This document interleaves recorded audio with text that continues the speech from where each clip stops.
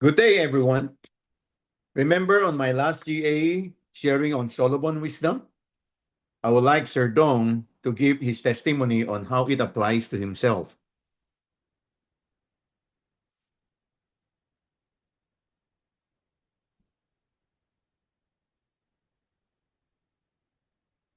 Now, let me share with you the second wisdom of Solomon. In Proverbs 17, verse 28, even a fool is thought wise, if only he keeps silence. In a world where everyone posts everything, Solomon points us to a forgotten weapon, and that is silence. Actually, some of us didn't lose the battle because God didn't bless them. We lost it because we cannot keep our mouth shut. You already shared with all of the ideas, even you haven't started anything yet. You already announced your promotions, even it didn't really happen. You talk about every financial dreams and started to buy things in which you don't have the character to carry it out. And that is called the addiction of dopamine. Imagine a seed, if you keep digging it up to show other people, it will never have a chance to grow its root.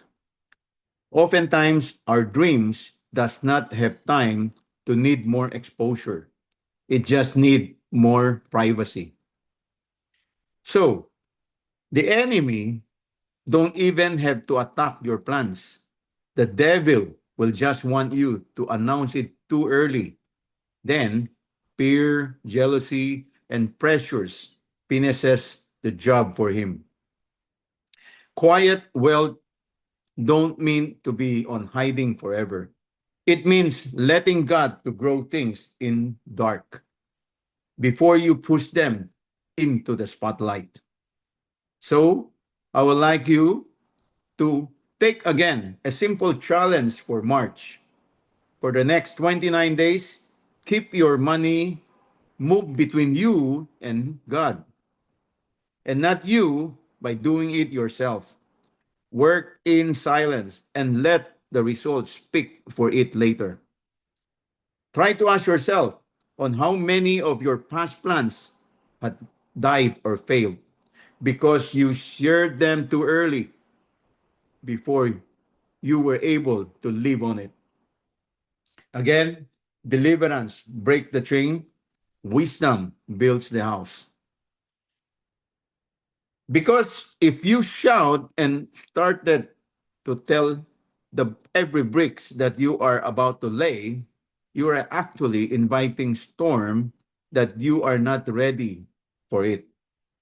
Even though we learn to move in silence, there is another trap that Solomon exposes, which is wisdom number 3, working hard in the wrong way.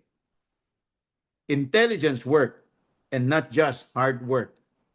In Ecclesiastes chapter 10, verse 10, it said, if the axe is dull and one have not sharpened the edge, more strength is needed, but wisdom brings success. You can love God, show up early, stay late, but still you feel stuck. Not because you are lazy, it is because your axe is dull. You are not lazy, you are just exhausted and ineffective.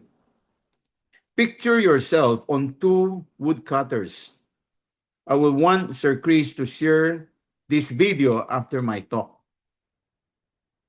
The first woodcutter swing from sunrise to sunset with a dull axe, with blister hands, aching back, and barely have any trees being cut down.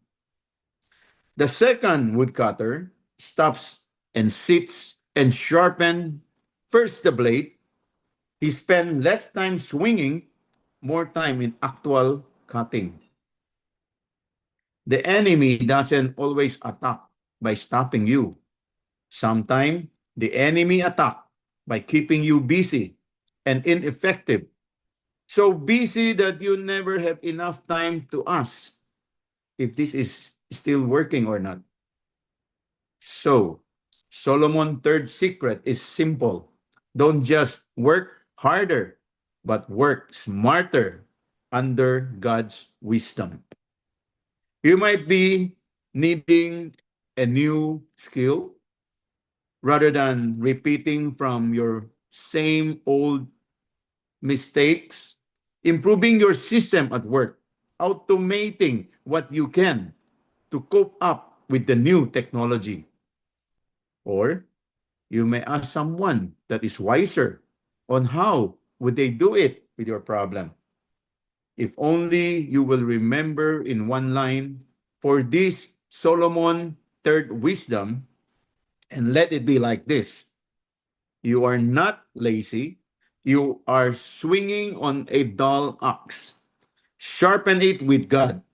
Sharpen your sword and watch what will happen. What if once a week you take an hour to study your wisdom together with the Holy Spirit and ask the Lord, where is my ox dull? What needed to be sharpened? This sword in my work to sharpen my skill, to sharpen my approaches and strategies. So, again, deliverance break the chain, wisdom build the house. I thank you so much for all of you listening to my short talk. Do share it before the next General Assembly so that you will understand more on the month of April. Thank you very much and good morning. Yes.